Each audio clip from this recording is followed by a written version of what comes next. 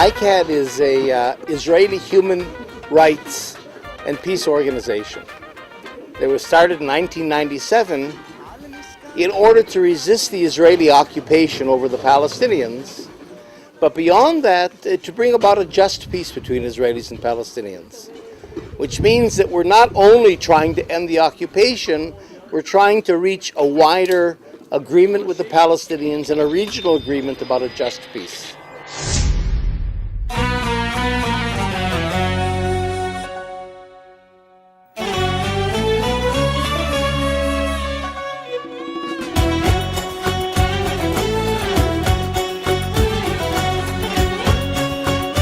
El conflicto israelí-palestino es muy antiguo. Su historia reciente se sitúa en 1947, cuando la Asamblea General de la ONU aprobó la creación del Estado de Israel en territorios palestinos. Esta resolución provocó que millones de palestinos sean desplazados. Desde ese momento, la ocupación originó un enfrentamiento que aún no termina. Los palestinos reclaman Jerusalén como suya y exigen la creación de un Estado palestino. Con este antecedente se han registrado dos guerras, la de los 6 días en 1967 y la de Yom Kippur en 1973. Estos enfrentamientos no terminan. De un lado, algunos palestinos se inmolan y atentan contra infraestructuras y ciudadanos israelíes, y por otro lado, Israel, con el apoyo incondicional de Estados Unidos, ha construido el muro de Cisjordania y ha demolido 28.000 viviendas palestinas. La comunidad internacional no ha sido ajena al problema. Numerosas organizaciones internacionales se han manifestado en contra de los procedimientos palestinos, pero sobre todo en contra de las violaciones de los derechos humanos en las que ha incurrido Israel. En respuesta, el pueblo judío se ampara en su derecho a la legítima defensa. Por su inestabilidad, el conflicto siempre está a punto de convertirse en una guerra de grandes dimensiones.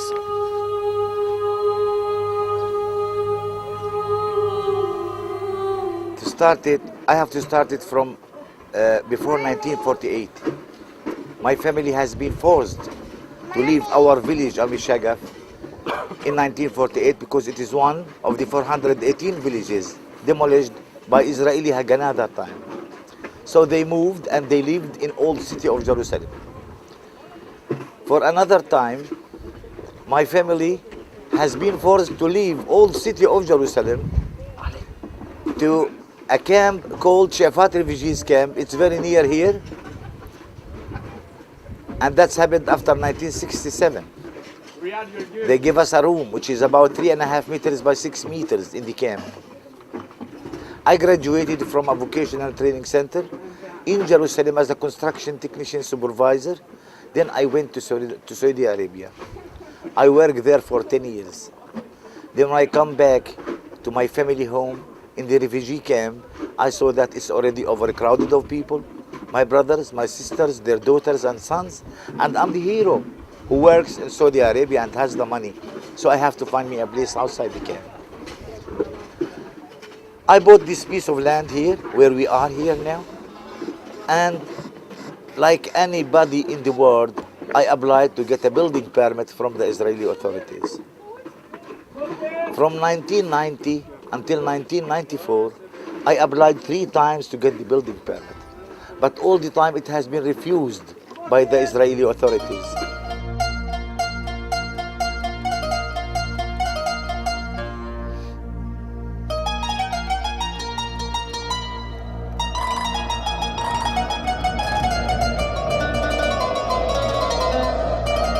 Anata es una ciudad palestina ubicada en el centro de Cisjordania, 4 kilómetros al noreste de Jerusalén. Este lugar ha sido uno de los más afectados por las demoliciones. Beit Arabilla es la casa de Salim Shawamre, que ha sido demolida 6 veces. ICAHD trabaja con voluntarios de varios países del mundo, gente comprometida con la filosofía de resistencia a la ocupación israelí en Palestina y que desea fervientemente la paz entre esos dos pueblos.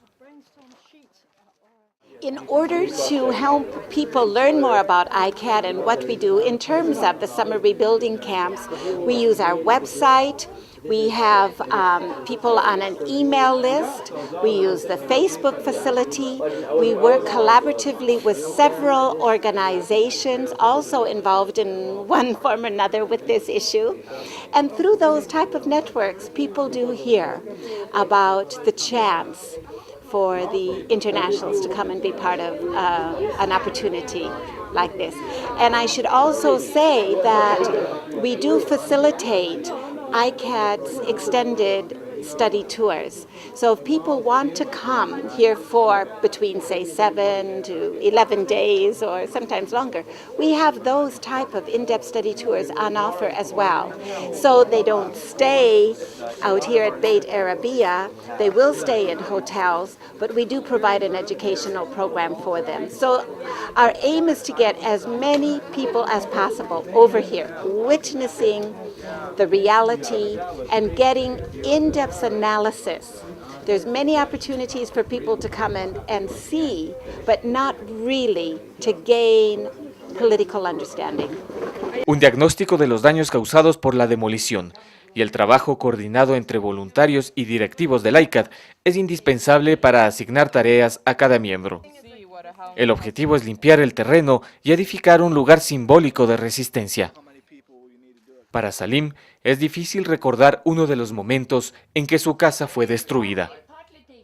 Until the black date in my life and in my family life, which is 9th of July 1998. After more than 4.5 years, while I'm sitting eating my lunch with my family, I heard a big voice outside the home. I get out to see. I saw my home surrounded by soldiers and all the nearby area surrounded by soldiers. And they asked me if this is my home. I said, yes, it's my home. They said to me, no, it's not your home now. You have 15 minutes to take your belongings and family out because we want to demolish this house. I told them, what are you saying? I push him outside the door. He's surrounded by soldiers. They start kicking me on my back, on my head with their weapons. And they arrest me and they put me outside the home. My wife, Arabia, she closed the door. Then they start breaking the windows around, throwing inside a tear gas to force my 6 kids and my wife get out of there. That day, my wife lost her consciousness and they took her to hospital. And my kids screaming and crying and I'm freezing to the ground, arrested, can't do anything to them.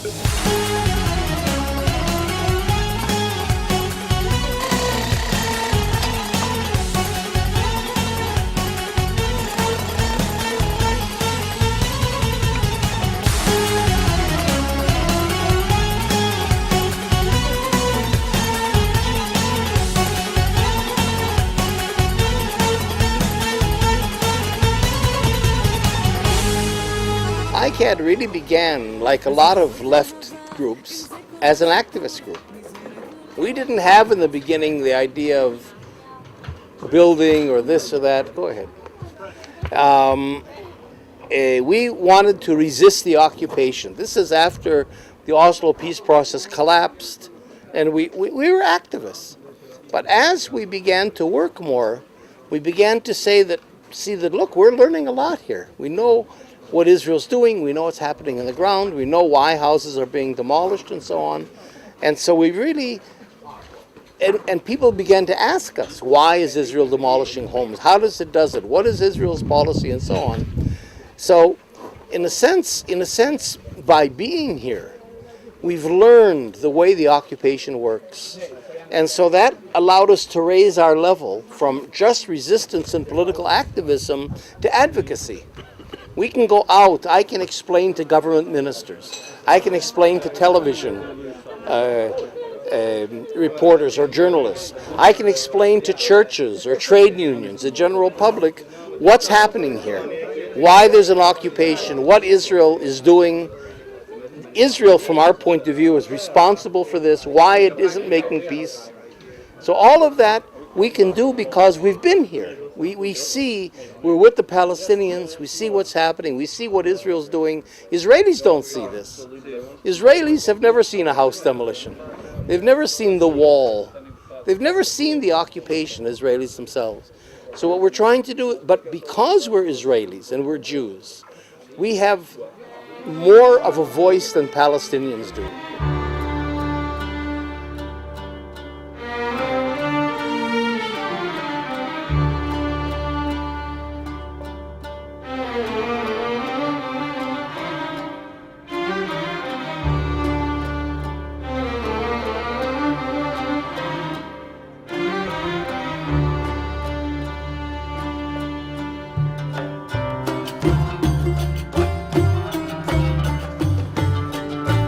The wall, the Israelis all the time saying about the wall that it's a security wall. But from point of us as Palestinians, it's not a security wall. It's a thief, it's a stealing land wall. They are stealing the richest soil, the richest land in the West Bank and put it inside that wall. They are controlling the sources of water in the West Bank and put it inside that wall. So they are stealing the land, the Palestinians' land, the richest land in Palestine and the sources of water. They are stealing it in the name of their security. If they are making this wall for security and they are not lying for that, then they have to do it on the green line, on the borders of the West Bank. Then they will see Palestinians going with them and working as volunteers to finish it. But they are using the security to steal the land and steal the sources of the water and steal the richest soil in Palestinian territories, and and at the end it's a security wall, but it's not a security. I can bring a ladder now and go up the wall and go on the other side and nobody will tell me where are you going.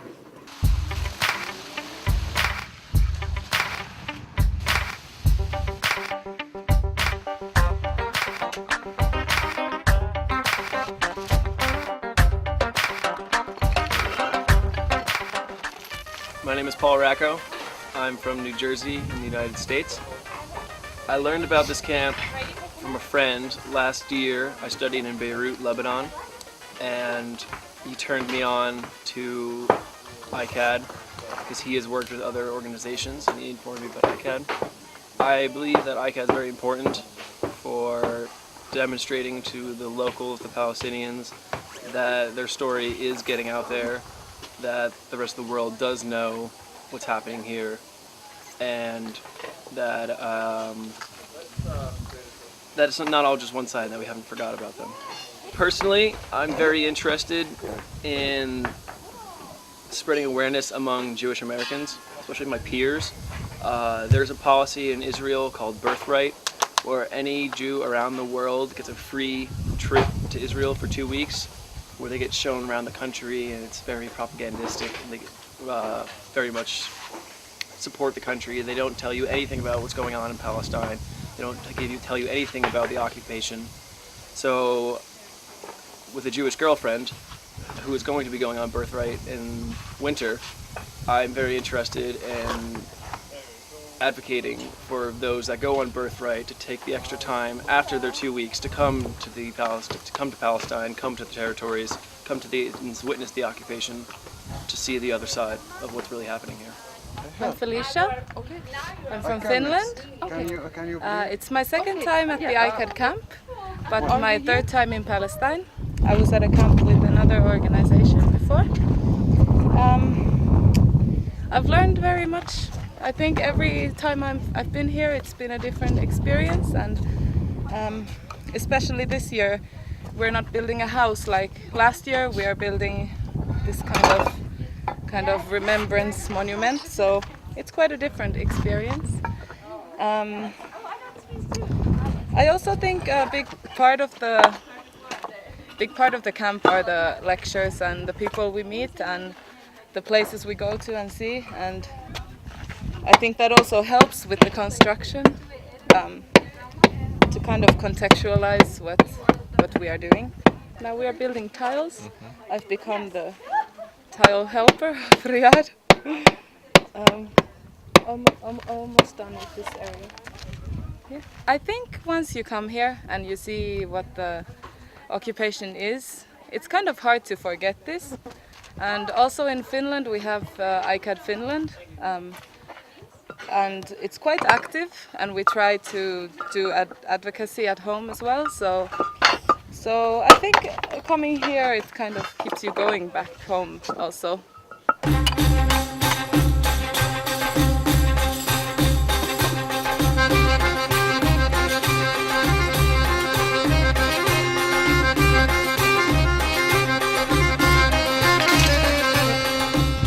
My name is Mike Bergmeyer. I'm from Holland, but I currently live in Paris.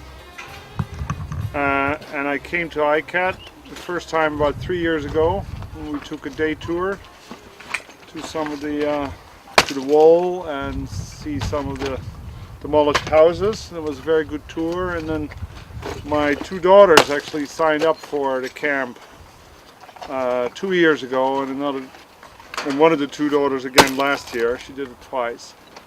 And they told me that participating in this building camp was going to be good for my education. So I decided to join this year. And it's been very interesting and very good. A bit hot, but a lot of fun.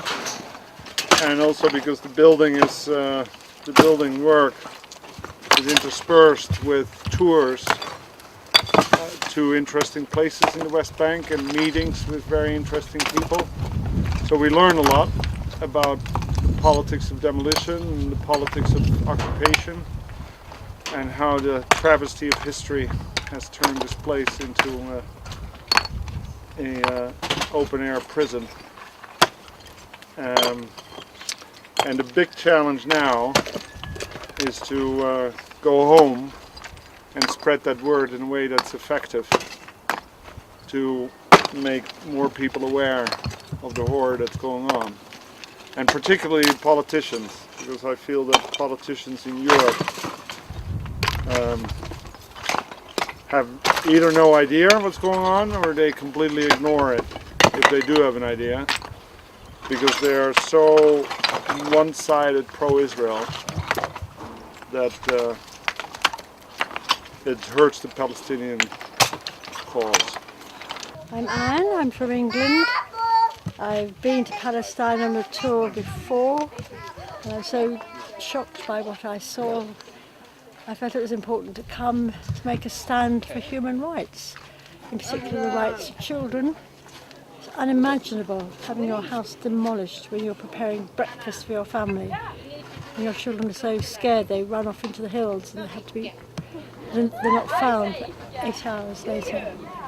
And they continue to have psychological problems as adults. I just can't imagine it.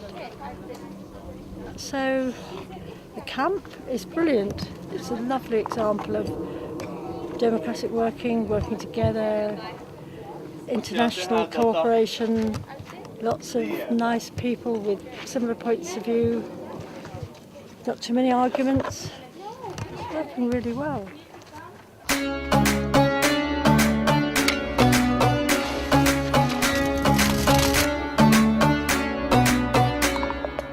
My name is Bruno Jäntti. I am from Helsinki, Finland.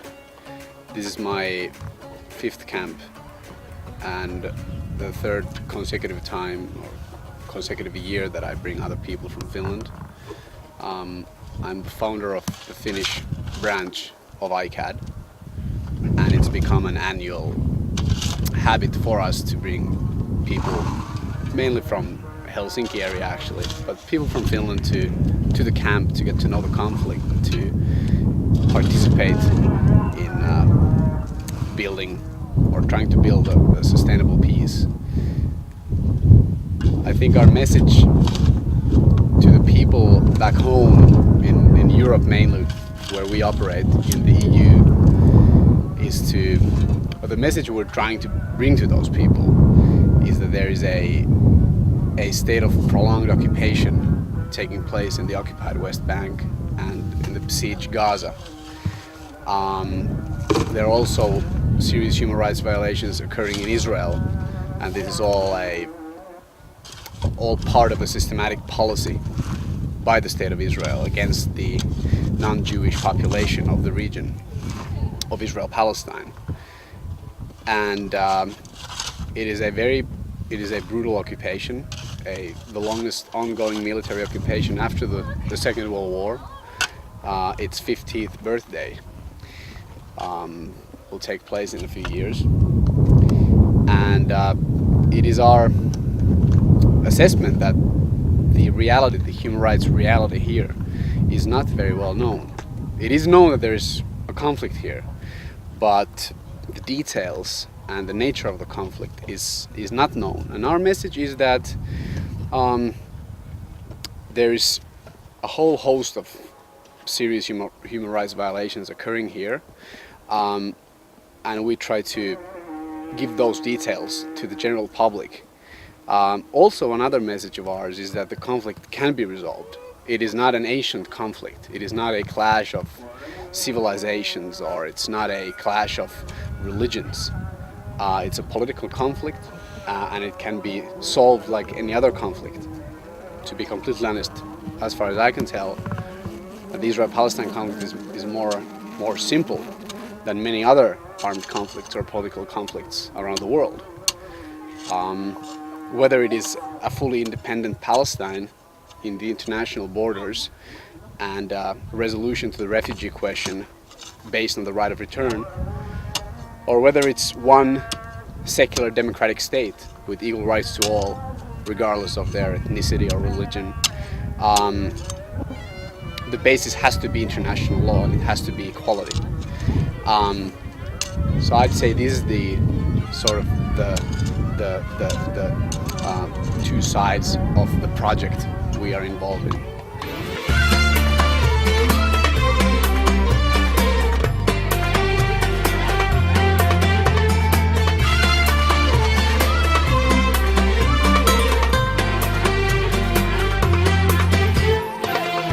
My message is no walls can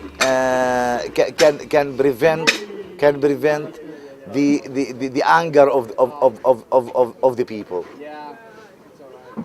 Be good, live as neighbors, put the justice between us, you and us, and between us justice, then we will live more better, 1,000 times better than putting a wall between us. Because you know, when you put the anger inside the people, they will never forget that. Even if they can't do it today, they will do it tomorrow, they will do it after tomorrow. Because when you steal my land, I will never forget that. When you put a settlement on my land and, you know, force me to get out of it, this I will never forget it. If I forget it, my sons will never forget it. So justice and peace is better for the two nations, not these walls. These walls will not protect them, but justice will protect them more than that walls, because they are political.